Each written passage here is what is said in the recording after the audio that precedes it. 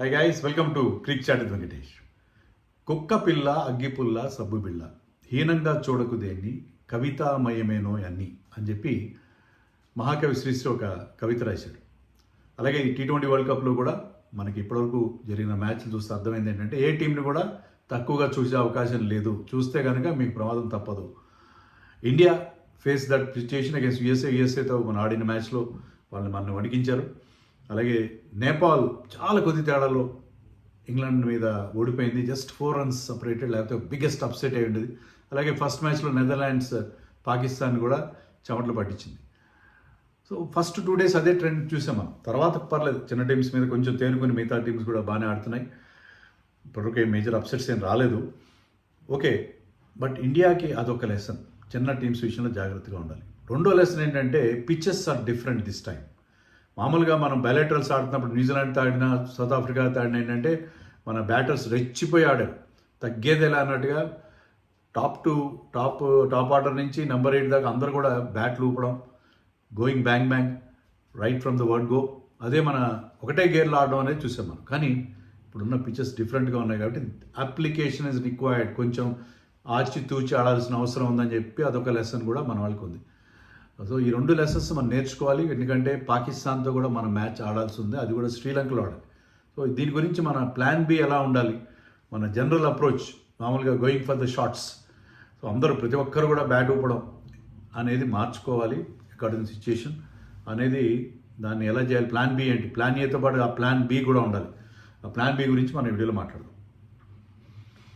Yes, నిన్న మన assistant coach ర్యాంటన్ డెస్కటే అతను ప్రెస్ మీట్ అడ్రస్ చేశాడు. అప్పుడు కూడా ఇదే ప్రశ్న అంటే చెప్పాడు, అవును కొంత పిచెస్ డిఫరెంట్గా ఉన్నాయి, మా అప్రోచ్ మార్చుకోవాలి, కొంత అప్లికేషన్ యూజ్ చేయాలి, అది నేను తెలుసుకున్నామని చెప్పాడు. తెలుసుకోవాలి, ఎందుకంటే some of the shots played in the first game against USA, దాంట్లో హార్దిక్ పాండ్యా లాంటి వాళ్ళు ఆడిన షాట్స్ అంటే వాళ్ళు అది అలవాటైపోయింది వాళ్ళకి, అది మజిల్ మెమరీలో ఉండిపోయింది.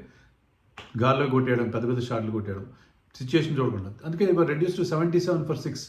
ఏదో సూర్యకుమార్ ఆడిన ఇన్నింగ్స్, అది కూడా క్యాచ్ డ్రాప్ అయింది కాబట్టి మనం బయటపడ్డాం, లేకపోతే భయంకరమైన హ్యూమిలియేషన్ ఎదురయ్యేది యూఎస్ఏ చేతిలో. మన వరల్డ్ కప్ క్యాంపెయిన్ చాలా సోవర్ నోట్తో చాలా దారుణంగా స్టార్ట్ అయ్యింది. సో మనకి అది ఆ అప్రోచ్ మార్చుకోవాలి, డిఫరెంట్గా ఆడడం అనేది నేర్చుకోవాలి. సో అది చాలా ఇంపార్టెంట్. పర్టికులర్లీ మనం శ్రీలంక వెళ్ళి ఆడబోతున్నాం. ఓకే, రేపు మనం నమీబియాతో ఆడతాం, అది కూడా జాగ్రత్తగా ఆడాలి, చిన్న టీమ్స్ చెప్పినట్టుగా జాగ్రత్తగా ఆడాలి. అండ్ ఢిల్లీలో కూడా స్లో అండ్ లో పిచ్ ఉంటుంది, పెద్ద స్కోర్స్ రావు. గ్రౌండ్ అయితే చిన్నది ఢిల్లీలో, అక్కడ మన స్లో పిచ్ మీద ఆడితే మనకి శ్రీలంకలో కూడా, ఎందుకంటే శ్రీలంకలో మనం ఆడబోయే ప్రేమదర్శ స్టేడియంలో కూడా స్లో అండ్ లోగా ఉండే అవకాశం ఉంది, స్పిన్నర్స్కి హెల్ప్ ఉండే ఛాన్స్ ఉంది. Ground size is very big. ఇప్పుడు పాకిస్తాన్ SSC కొలంబోలోని మరొక స్టేడియం సిమలా స్పోర్ట్స్ క్లబ్ మైదానంలో ఆడుతున్నారు, గ్రౌండ్లో ఆడుతున్నారు. అక్కడ ఆ గ్రౌండ్ కూడా పెద్దది. ఈవెన్ RPS మనం ఆడబోయే Premadasa in Colombo is much bigger ground. So అక్కడ స్పిన్నర్స్కి హెల్ప్ ఉంటుంది, బిగ్గర్ గ్రౌండ్ కాబట్టి సిక్స్లు కొట్టడం కష్టం. సో చాలా జాగ్రత్తగా మన అప్రోచ్ మార్చుకుని ఆడాల్సిన అవసరం ఉంది. సో ఇది మనకి చాలా ముఖ్యం.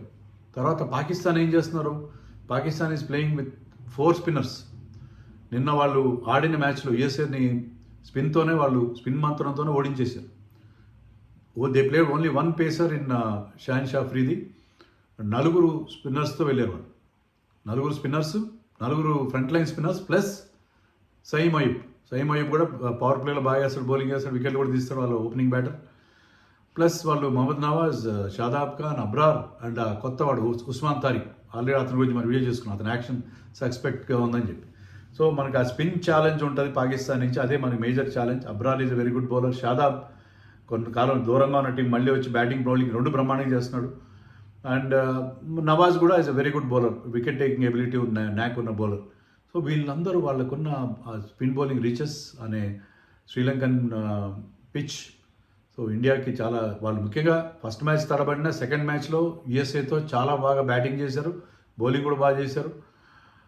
సో 1-2 క్యాచ్లు డ్రాప్ అయినాయి, but still Pakistan look in very good touch. Second మ్యాచ్లో వాళ్ళు బాగా పుంజుకున్నారు. మనకి ఒకప్పుడు ఛాంపియన్స్ ట్రోఫీలో ఉన్న advantage playing in the same venue and the same ground. అదే ఇప్పుడు పాకిస్తాన్కి ఉంది. సేమ్ వెన్యూ కాకపోయినా, సేమ్ గ్రౌండ్ కాకపోయినా, సేమ్ కొలంబోలోనే ఉండి వాళ్ళు ఆ కండిషన్స్కి 2 వారాల నుంచి అక్కడ ఉన్నారు. డెస్కటే కూడా అదే చెప్పాడు, 2 వీక్స్ నుంచి వాళ్ళు అక్కడ ఉన్నారు. అక్కడ కండిషన్స్ తెలుసు, అక్కడ పిచ్చెస్కి అలవాటు పడి ఉన్నారు వాళ్ళు. సో వాళ్ళకి స్థాన బలం అడ్వాంటేజ్ ఉంది. So India has to be very very careful for the Sundays match. So దానికి ప్రాపర్ ప్రిపరేషన్ మన వాళ్ళు చేయాలి. ఇంకోటి ఏంటంటే నేను చెప్పినట్టు అది పెద్ద గ్రౌండ్ కాబట్టి ఈవెన్ నిన్న మ్యాచ్లో కూడా చూసాం ఎస్ఎస్సిలో కొలంబోలో 2s and 3s ఎక్కువ వస్తాయి. మీరు ముఖ్యంగా 2s ఎక్కువ వచ్చే అవకాశం, సింగిల్స్తో పాటు డబుల్స్ కూడా తీయాలి. మీరు ప్రతిసారి బౌండరీ కోసం లేకుండా ఒకసారి బౌండరీ బదులు బాల్ని గ్యాప్లో పుష్ చేసి 2 2s తీశారనుకోండి, డబుల్స్ తీశారనుకోండి, మీకు 4 runs వచ్చినట్టు. 2 balls-లో 4 runs వస్తాయి. ఒక బాల్లో 4 runs వచ్చే బదులు 2 balls-లో 4 runs వచ్చే అవకాశం ఉంటుంది. సో ఆ రకంగా ప్లాన్ చేసి విరాట్ కోహ్లీ ఏ రకమైన గేమ్ ఆడతాడో ఆ రకమైన గేమ్ ఆడాలి. So you have to don't go for boundaries. మీరు సింగిల్స్ 2s మీద కూడా దృష్టి పెట్టి స్ట్రైక్ రొటేట్ చేసుకుంటూ ఆడాల్సిన అవసరం ఉంది. ఈ అప్రోచ్ మార్చుకోవాల్సిన అవసరం. ఓన్లీ అభిషేక్ శర్మ లాంటి వాళ్ళకి ఆ లైసెన్స్ ఇవ్వండి, ఇషాన్ కిషన్కి ఇవ్వండి. మిగతా వాళ్ళు మాత్రం కాస్త కేర్ఫుల్గా ఆడాలి. ఈవెన్ కొంచెం తొందరపడ్డాడు మన తిలక్ వర్మ కూడా, కానీ తిలక్ వర్మ మీద చాలా ఇంపార్టెంట్, మళ్ళీ ఏషియా కప్ ఫైనల్లో ఇంపార్టెంట్ రోల్ ప్లే చేయాలి. So Tilak Varma can play in different gears. అలాగే మన కోచ్ ఇంకొక మాట కూడా చెప్పాడు, అదేంటంటే మేము రింకు సింగ్ని ముందు పంపించి కొంచెం ఆన్ గేమ్ టైం ఏంటంటే, నాకు గౌతమ్ గంభీర్ రెజీమ్లో నచ్చని విషయం ఏంటంటే రింకు సింగ్ని ఎందుకు అలా ముందు పంపించాలి అక్షర్ పటేల్ కాకుండా. గేమ్ టైం ఎంత ఏదైనా మ్యాచ్ టోర్నమెంట్ ప్రాపర్లో ఆడుతున్నప్పుడు అందులో వికెట్స్ పడ్డాయి, రింకు సింగ్ని పంపించేసి అతను బాగా ఆడితే చెప్పుకోవడం అనమాట, చూసా రింకు సింగ్ మాస్టర్ స్ట్రోక్ పంపించాను నేను, అతను క్లిక్ అయ్యాడు. కానీ ఫెయిల్ అయితే ఏంటి పరిస్థితి? ఫెయిల్ అయ్యాడు కదా. Akshar Patel is the right man suitable for such occasions. కాస్త స్లోగా స్టార్ట్ చేస్తాడు, సింగిల్స్ తీస్తాడు, అవసరమైనప్పుడు గేర్ మారుస్తాడు. అక్షర్ పటేల్, తిలక్ వర్మ వీళ్ళిద్దరూ మనకి మెయిన్ ప్లేయర్స్. చాలా లో రిస్క్ ఉంటుంది, వాళ్ళు లో రిస్క్ గేమ్ ఆడతారు, బట్ రైట్ టైంలో వాళ్ళు they can change gears. So అక్షర్ని ముందు పంపిస్తామని కూడా అతను చెప్పాడు, కమిటెడ్. సో ఇలాంటి మార్పులు చేసుకోవాలి మనం. ఎక్స్పెరిమెంటేషన్ చేయాల్సిన టైం కాదు ఇది. మీరు చిన్న టీమ్స్ ఆడినా కూడా ఎక్స్పెరిమెంటేషన్, గేమ్ టైం ఇవ్వడం ప్లేయర్స్కి, అది కాదు ముఖ్యం.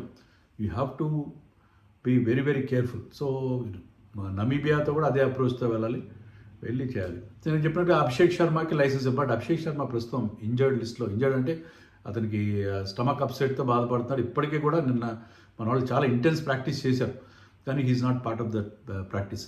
సో అతను ఇంకా కోలుకోవాలి. హై ఫీవర్ అని కూడా కొన్ని వస్తున్నాయి. హై ఫీవర్ ఉందో లేదు కానీ అతనైతే స్టమక్ అప్సెట్తో బాధపడుతున్నాడు, చాలా వీక్గా ఉన్నాడు.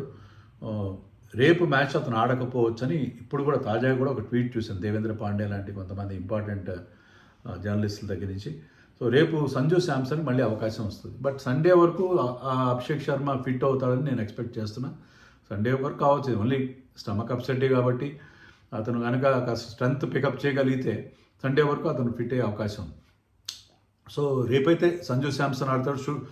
బుమ్రా కూడా ఫిట్ అయ్యాడని చెప్పి మన కోచ్ చెప్పడం జరిగింది. So Bumrah will also come in place of mostly Siraj ప్లేస్లో వస్తాడు. వాషింగ్టన్ సుందర్ కూడా టీంతో జాయిన్ అయ్యాడు, it's been training with the team.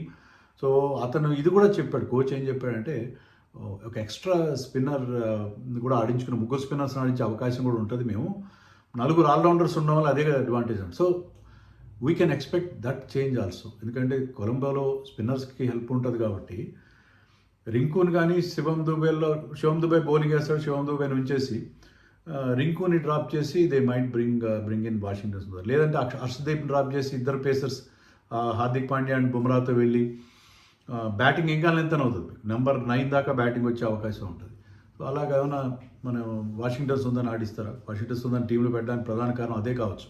So అందులో వాళ్ళు లెఫ్ట్ హ్యాండర్స్ ఉన్నారు, వాళ్ళకి సయీం అయూబ్ ఉన్నాడు, మహమ్మద్ నవాజ్ ఉన్నాడు, ఆడితే మన ఫకర్ జమాన్ కూడా ఉంటాడు కదా.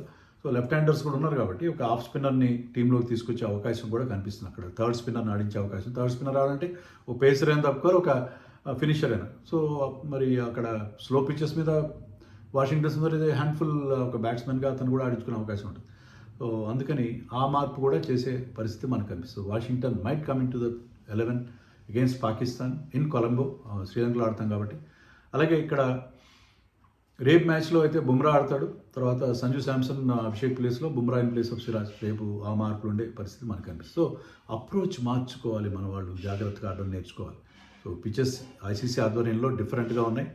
So they have to be very very careful. ఎప్పుడు ఇది పిడుక్కి బియ్యానికి ఒకటే మంత్రం అనుకుంటే అది కష్టం. They have to change their approach. ఇది చాలా పెద్ద లెసన్ మనకి. ఫస్ట్ మ్యాచ్లోనే ఆ వేకప్ కాల్ దొరికింది. దాన్ని టోర్నమెంట్ మొత్తం, ఎందుకంటే పోను పిచెస్ ఇంకా టైర్డ్ అయ్యి ఇంకా స్లో అవుతుంటాయి. అప్పుడు మీకు బిగ్ హిట్స్ బిగ్ స్కోర్స్ రావు. అందుకని మన అప్రోచ్ మార్చుకోవాలి. Concentrate on rotating the strike, taking singles and go for an occasional boundary. 1 boundary అంటే నేను చిన్న టార్గెట్స్ పెట్టుకోండి. 200 కావాలి అని చెప్పి మీరు వెళ్తే మీకు 150 కాదు కదా, 120 కూడా రాదు. మీరు 160 టార్గెట్గా పెట్టుకుని ముందుకెళ్తే అది 160ని మీరు చివరికి వచ్చేసరికి 180 చేయొచ్చు, 190 చేయొచ్చు, ఏమైనా చేయొచ్చు. అదే 200 కావాలని వెళ్తే మాత్రం చాలా కష్టం అవుతుంది. So India must have learned the lesson and tournament అంతా కూడా ప్లాన్ బితో వెళ్తే బాగుంటుందని చెప్పి నేను అనుకుంటున్నాను. మీరేమనుకుంటున్నారో కామెంట్స్లో నాకు తెలియజేయండి.